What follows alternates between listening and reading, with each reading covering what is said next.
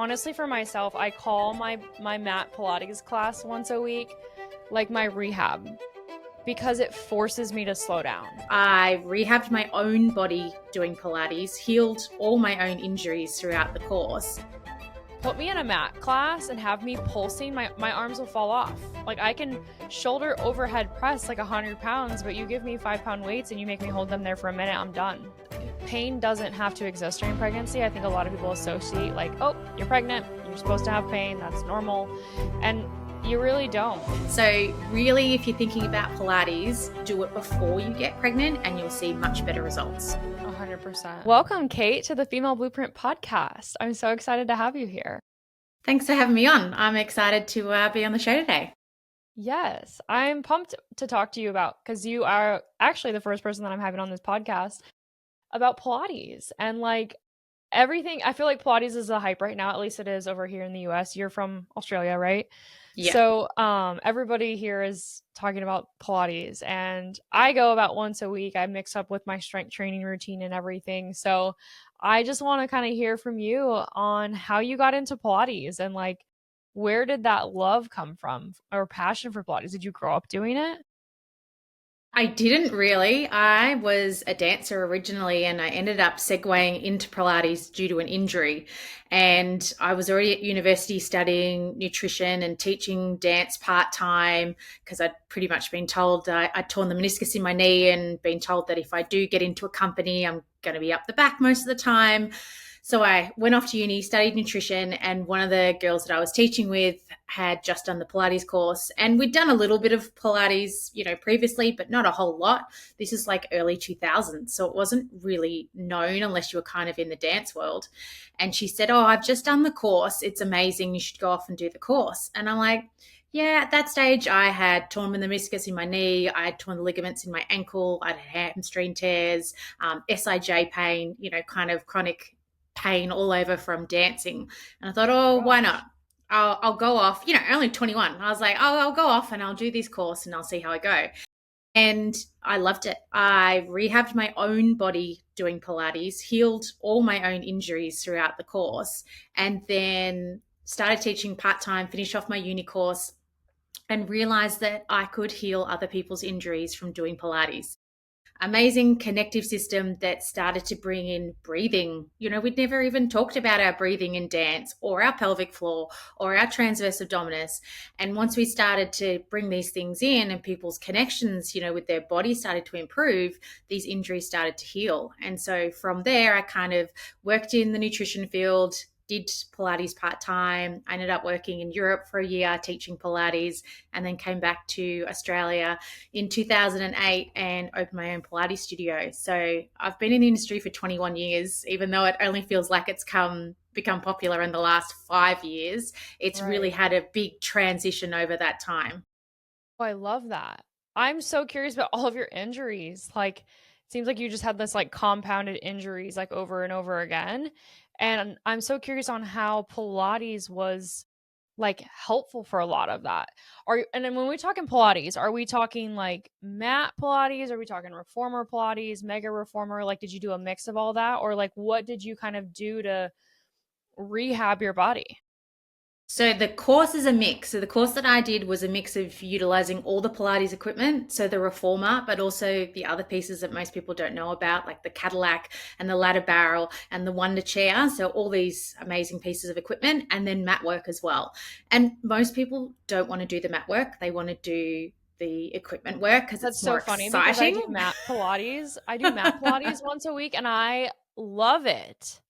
Well, that's it. But it's harder because there's, it's you and your body and the mat. So most people don't want to do it, but that's where a lot of the breakthroughs sort of come through when you're having to work through, your own muscle resistance, work through the breathing. And once you've got the understanding of those basic mat exercises, they transferred to the equipment. So that's how in the course you're taught, learn all the basics first, learn the mat, transfer it across to the equipment. So if you haven't done any mat Pilates, for anyone listening in, I definitely encourage it.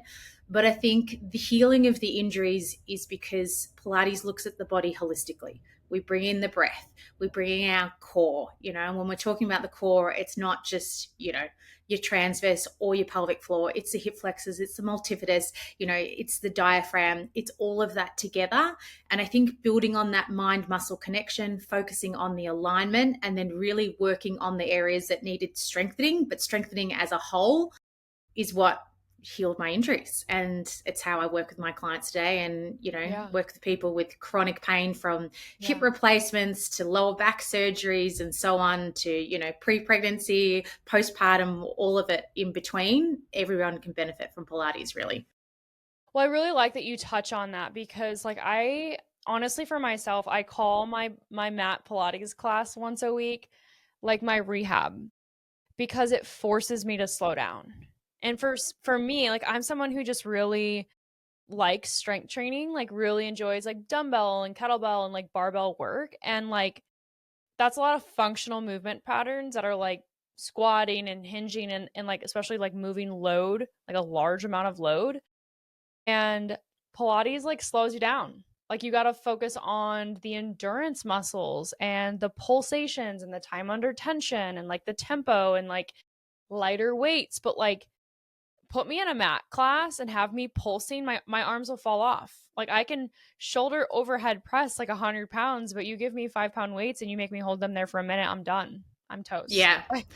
And that's the beauty of it, isn't it? They, one of the memes going around is like, if there's the end of the world happening, then it's the Pilates girls that are going to survive, because That's so funny. you do learn to, again, connect to your breath and really breathe through, the tough spots when it comes to the exercises. And like you said, I always say to my clients, Pilates is that, class that they do, it might be once or twice a week, that allows them to do everything else in their lives. And whether or not that's, Mhm. train for a marathon or just be able to pick up their grandkids, it's that glue that brings you back into your body. And we really just focus on that functional movement and the postural muscles. So we work global Yeah. muscles, a lot in the gym, our quads, all those big muscle groups, but we work a lot on those smaller postural muscles when it comes to Pilates, which is really beneficial. Yeah, I call it my rehab class. I'm like, I'm checking in for rehab once a week. No, I love that. Okay, so I'm curious the difference between like, well, I've never done a Cadillac. I know what the contraption looks like, but I've never done that. Like, and I've gone to a Pilates studio where they have all of the machines and stuff. Like they have like the chair and all of this. So Yeah. when are you utilizing different equipment? And like, do you recommend that one person needs something versus the other? Or like, do you recommend, or those, I think some of those are like private sessions, maybe. I'm not sure. Yes. I've never done like a chair class before. So you can do chair classes, you can do reformer classes, it depends on the studio and the size they have and the equipment they have. I myself teach 1-on-4, so one instructor to 4 clients, and I individualize each person's exercises for their classes. So, they're coming in with different injuries, different goals, different posture, different ages, different histories, and we're using all of that information to then program their classes. So depending on the client will depend on, even if they walk in the door, I'll see, what mood they're in, what pain they have, How and tired they are. yeah, dictate the class to that. Yeah. Might even depend on the time of their menstrual cycle. Like they'll say to me, like, oh, today's not really good week, So we work with the individual based on their goals, and that will then determine what pieces of equipment that we use. So, you can utilize every piece of equipment to work on every part of the body, but there are certain ones, if I'm working with a runner, we'll work with a chair a lot because we can do a lot of standing work, a lot of functional work to switch on those soleus and gastroc muscles in the calf and the feet. So it kind of just depends on the client's goals. And then I might have another client that, has just had a hip replacement. They really struggle to get down low. So we'll use the Cadillac because it's a higher piece of equipment, really supportive with springs. And so we can still work on that joint without overloading it or causing too much pain. So really That's depends on the awesome. client and what outcomes you want. That's great. Okay. So then when it comes to like, I guess customization of workouts, like I think I only had one private Pilates class. And I thought that was pretty cool because it was very much tailored to kind of like, okay, my right hip is weaker than my left. And they were able to kind of manipulate, well, whatever we were doing. And I loved that. So so would you say you're kind of like a traditional Pilates instructor? Because there's a lot of other twists to it now, right? Like Legree and like solid core, like those are huge. I'm not sure if that's a thing in Australia, but that's a big thing up here. Like there's a lot of more studios with like these mega reformers. Yeah, they're So definitely coming in. what is your take on that, and like how is that different than like Pilates, or is it Pilates? This is like a really murky sort of area, and a lot of instructors are very passionate about. Originally, there's what we call classical Pilates. So they're the original exercises that Joseph Pilates created in the order that he created them in, and they're done on the original equipment with very strong springs. So they're called classical equipment.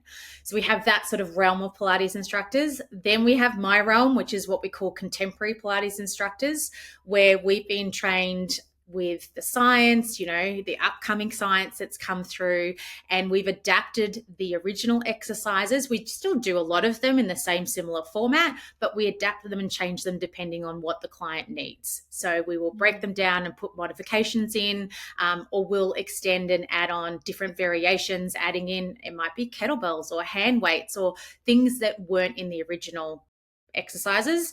And then you've got the next realm, which is, like you said, the mega reformer, where they've really kind of changed, I guess, the fundamentals of Pilates and changed it into there's a basis of Pilates there, but most of them don't bring in the breath or the connection to the pelvic floor or the focus on the alignment.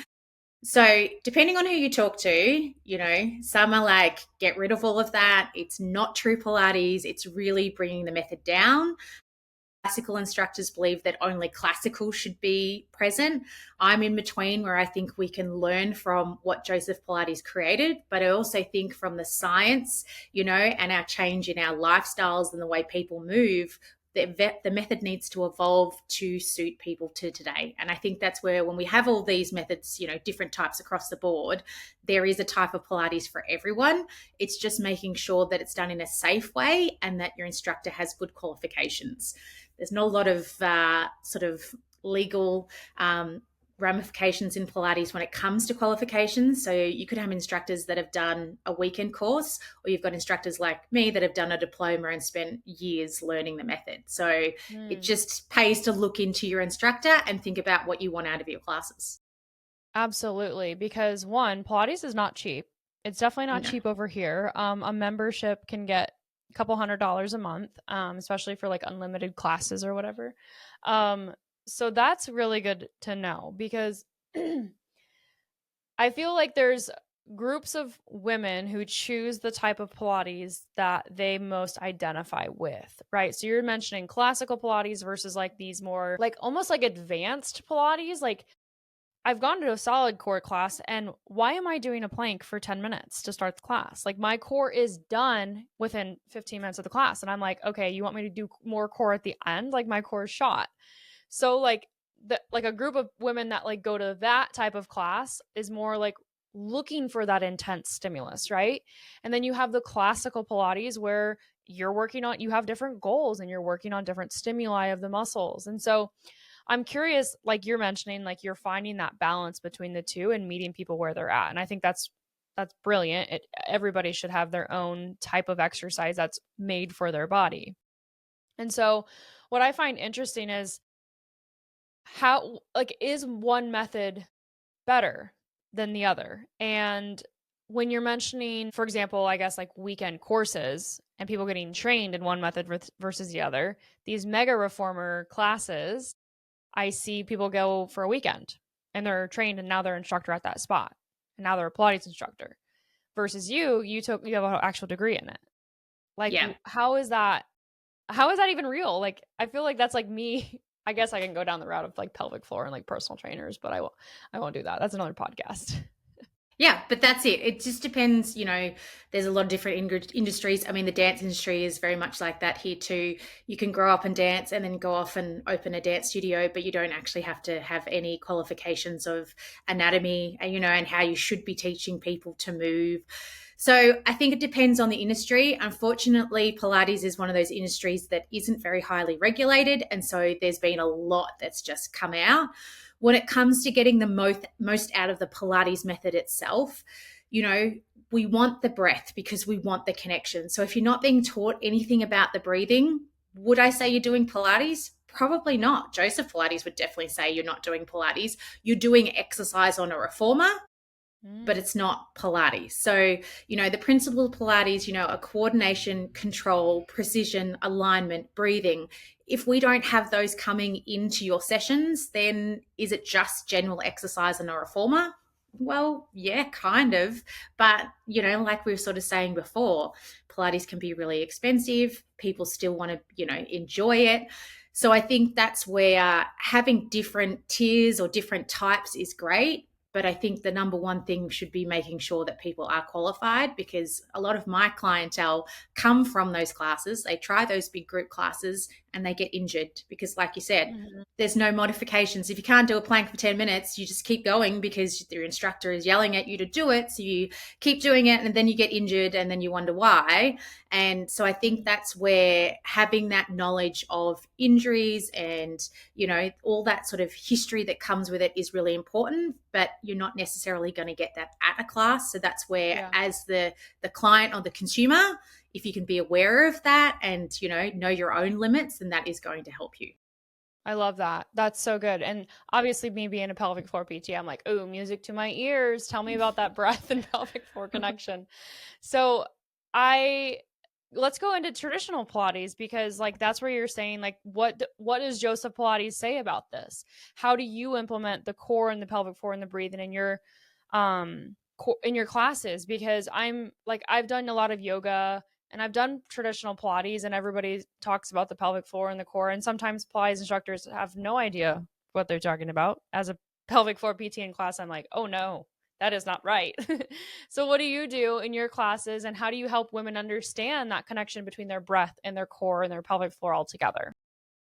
So, first of all, when they come in, a bit like what you did, we do a one-on-one class. So we do a postural assessment, probably a little bit similar to when you'd go off to see an osteo or a myotherapist or someone. We look at the alignment, we look at your gait, how we walk, we do some basic sort of testing just to check out what your general range of movement is. And then we will obviously get a really thorough history. Have you had surgeries? Have you had any pelvic floor issues in the past? Have you had children?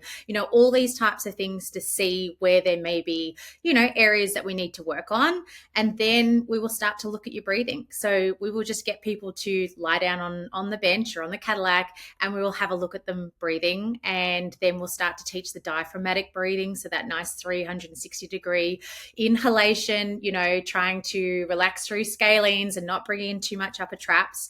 And then we'll ask about pelvic floor. Like, I have a proper pelvis, in the studio, and we go through the muscles of the pelvic floor and how they should be activating. And if they know how to activate and release, and if they don't, or they're having issues with pelvic floor, we refer them to someone like yourself so that they can find out and learn correctly how to engage and relax their pelvic floor. Because as we talked about on my podcast, we need to be able to engage our pelvic floor, but we also need to be able to relax it as well. So Mm-hmm. Mm-hmm. then when it comes to the breathing and the engagement, we talk about what the core is made of, how to gently contract and engage that pelvic floor, how to relax it, and then how to coordinate it with your breathing. And then that's where the hard part comes in, because we're trying to move, feel that pelvic floor connection, and focus on our breath, which, can be hard to coordinate, especially if you're not used to movement. A lot of that will happen sort of naturally and co-contract if you've got, a history of sport, a movement. But if you've had a big break, or you've had trauma, or you've had a baby, to that area, it sometimes takes a little bit longer to get that connection back. Absolutely. So when you're working with women who, for example, are pregnant, what does that typically look like for you, especially when they're experiencing symptoms or pain during their pregnancy? Yeah. So again, depends what stage they're at. Like a client I have at the minute, she's just hitting 33 weeks. She's getting a little bit of pubic symphysis pain, a little bit of SIJ pain, a little bit of sciatica coming through. So we are making sure that we're really switching on her glutes, trying to get that nice, strong activity, functional movements, adding in things like squats, calf rises for that strength, working through the upper back so that when she does have the baby and she has to be holding the baby and breastfeeding all that time, she's got that strength through, the arms and the upper back posture. And then we're obviously aware with, just trying to make sure that she does, a number of exercises where we're relaxing the pelvic floor, working into that deep breath, working into utilizing a breath with that relaxation of the pelvic floor. And it depends how she comes in now at that sort of 33 week, whether or not she's got some energy, and we can do a few more reps, or we need to pull back and add in more of the relaxation and the stretching. So again, having that kind of tailored approach is really amazing as you're in your pregnancy, because she just said yesterday, she's like, I'm hoping I can come right through to 40 weeks. And I said, just take it week by week. Like, you just have to see how you're feeling. But the longer you can move and the longer we can keep everything strong, the less pain she's going to have as she kind of reaches that end of this third trimester. Yeah, like more women need to hear this. Like, that is so good, because pain doesn't have to exist during pregnancy. I think a lot of people associate like, oh, you're pregnant, you're supposed to have pain, that's normal. And you really don't. Like, pain is a side effect of dysfunction. And when you're pregnant, oftentimes what shows up is dysfunction because, well, you learn not great habits and your body makes all these shifts around having a baby. And especially like the later you get in pregnancy, like the more weight you're carrying, the distribution of where the weight is, it's going to change a lot of things, which is your body's going to gravitate towards non-normal movement patterns, which is going to create dysfunction. And then now you're going to have symptoms. So it's a layering effect. And when you can combat a lot of those postural changes and positional changes by staying strong and making sure your right to left is balanced and making sure you're still focusing on a lot of those unilateral patterns to maintain optimal alignment, right? Like, that's what's going to disrupt that cycle of creating dysfunction and ultimately having symptoms. So I love that you're going to focus on those things with things like breath manipulation, core activation, a lot of glute activation, like you mentioned, and obviously pelvic floor lengthening, because you can't just do a bunch of Kegels all the time, right? Yeah, 100%. And what I will say too is, if anybody's listening in and they're like, "Oh, I'm already pregnant, or I'm thinking about getting pregnant, maybe I should do Pilates." If you have the choice, start Pilates before you get pregnant. For a few reasons. One, it's going to give you a baseline. So you're going to know kind of where your strength is at before you get pregnant. Two, you're going to understand the basics and you can build more strength before you get pregnant, because once you are pregnant and you've got relaxin going through your body, we can't really build more strength, or not a lot of strength. We're really trying to maintain what you have. So the stronger you are going into pregnancy, the easier it's going to be, rather than thinking that you'll build that strength once you're already pregnant. It's really very difficult to do, because you may be feeling unwell, you have lack of energy. As we said, relaxin's going through the body. So really, if you're thinking about Pilates, do it before you get pregnant and you'll see much better results. 100%. I always tell women the same exact thing. It's like, if you were never running or you were never strength training before pregnancy, it's not always the best time to start during pregnancy. And sometimes that's when women do want to start. So if you do want to start, then you need to work with a professional, someone that can help guide you through where is a good starting point. Like, you don't want to just like pick up a random program and be like, now today's day one and you're 25 weeks pregnant and you have all these issues. Like, that's not the time. So yes, I love that. Always start before. Okay, let's bridge into postpartum. When are you working with women postpartum typically? And what are kind of like the foundational steps that you're going to take as someone who just had a baby, whether it's a C-section or a vaginal birth? So again, it varies on whether or not you've had a vaginal birth or a C-section. If you've had a vaginal birth, and generally if it's like your second or third child and you know the deal, you've recovered quite well, pretty much from 6 weeks onwards, people will return to class. If you've had a cesarean, we tend to wait that 12-week mark. So you've been given the all clear by your OBGYN and you're ready to start. And then when people come in, it's always really gentle. Obviously, that first little sort of return, everything's going to be a little bit tender down there, and it might not, the feeling and that sort of contraction of your abdominals or your pelvic floor is not going to feel the same. So we don't actually focus too much directly on pelvic floor in those first few lessons. It's really just getting that movement back again and focusing on their breathing. So, again, moving into some functional movements, getting some some length and some strength happening. So it's a bit of a mix, but especially those first few lessons, it's just being really gentle, easing back in. And then once the client is, kind of feeling really good, we'll just gradually add in as we go. So, Mhm. not overstressing the core, obviously, that first return. And remember, our rectus abdominis has been stretched. So it's a lot of focus more on that sort of gentle pelvic floor, lower transverse, again, a little bit more around the glutes, even a little bit of adductor, but just making sure that it's not too much for the individual. I love that. Those are good pieces of advice.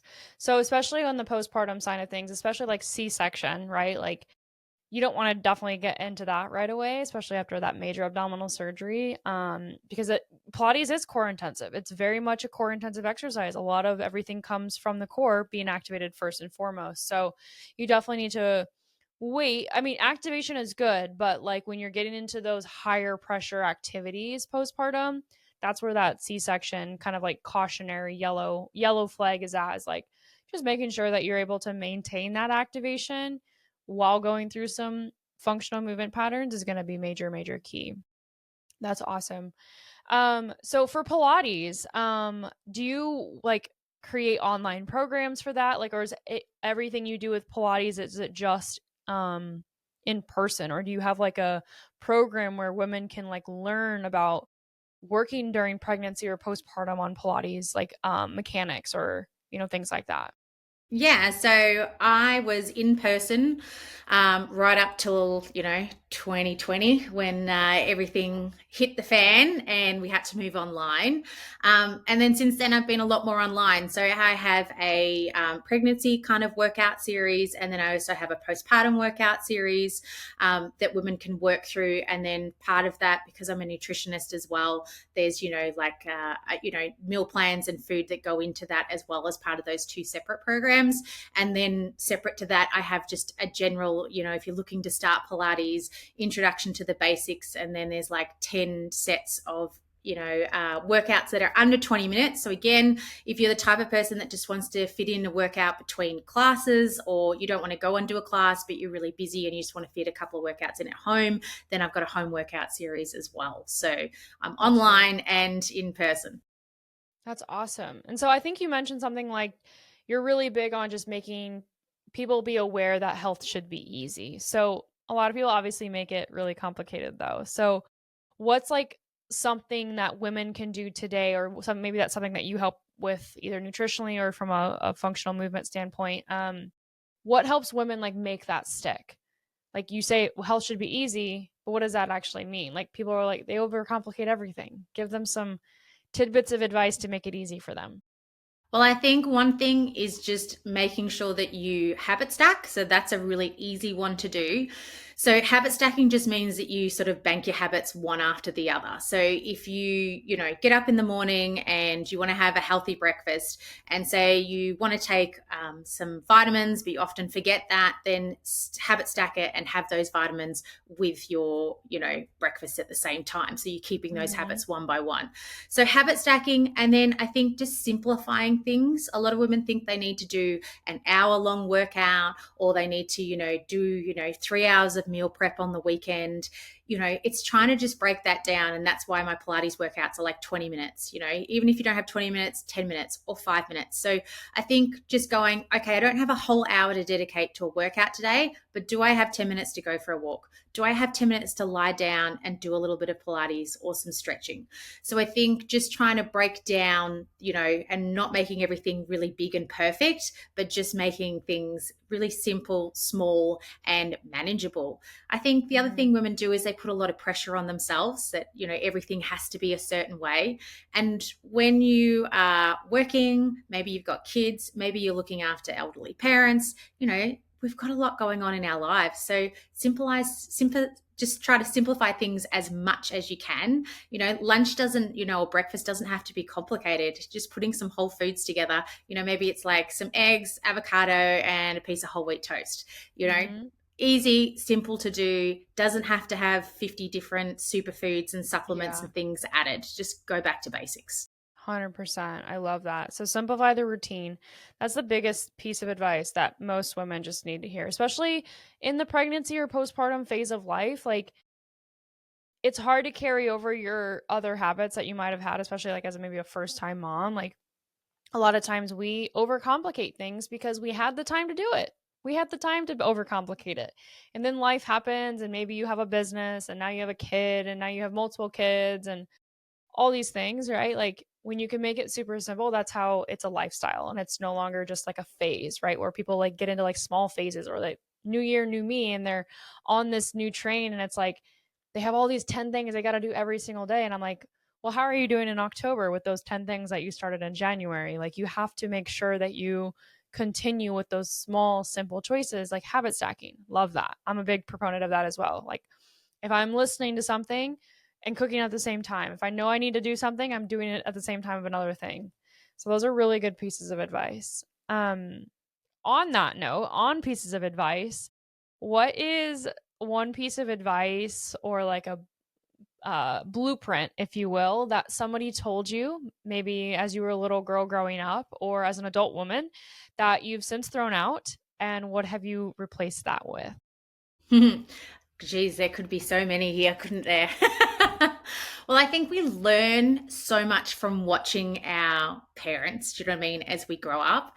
And when you grow up, you kind of realize that it was a different time. There was different information available to them.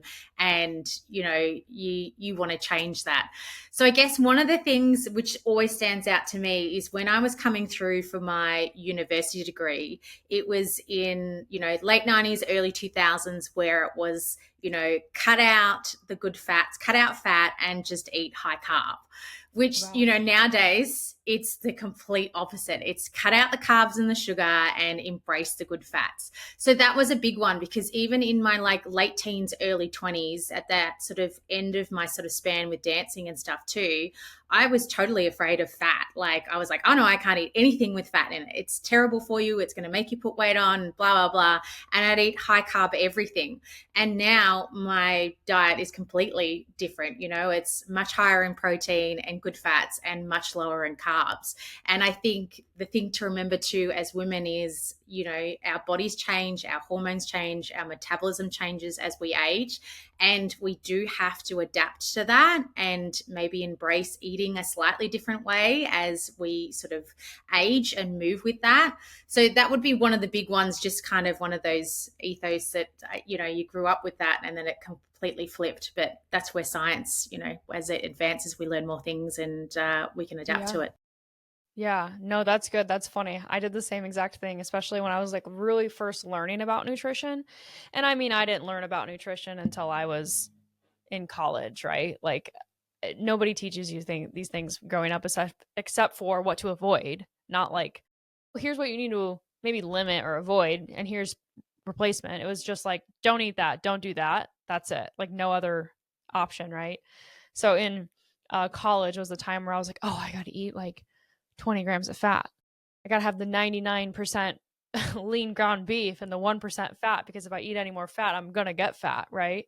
And now it's like, no, eat your fats, eat your carbs, eat your protein, balance. It's what it's been the whole time. But there's always these fads that go as we age and stuff, or as we go through life. There's just, oh, here's what's the latest. Here's what you should do. Here's what you shouldn't do. And it's just silly. Like women just get so confused. And that's why they overcomplicate things because there's just so much confusion and so many opinions out there. And everybody has an opinion about something that we don't even really know if it works. It just works for them. Right. Exactly. And that's where I think just going back to those basics, hydrate with water, make sure that you're getting a decent amount of sleep, go back to eating whole foods and cut out as many of the processed foods as you can. And, manage your stress as best as you can. If you can kind of focus on those 4 areas, and they're usually the boring areas that people don't, they want to, most people want to be like, oh, well, do I need to use red light therapy? And do I need to take this superfood and do it? It's like all of that stuff is that extra layering. If you've got all the basics dialed in, then, you've got the bandwidth to think about that.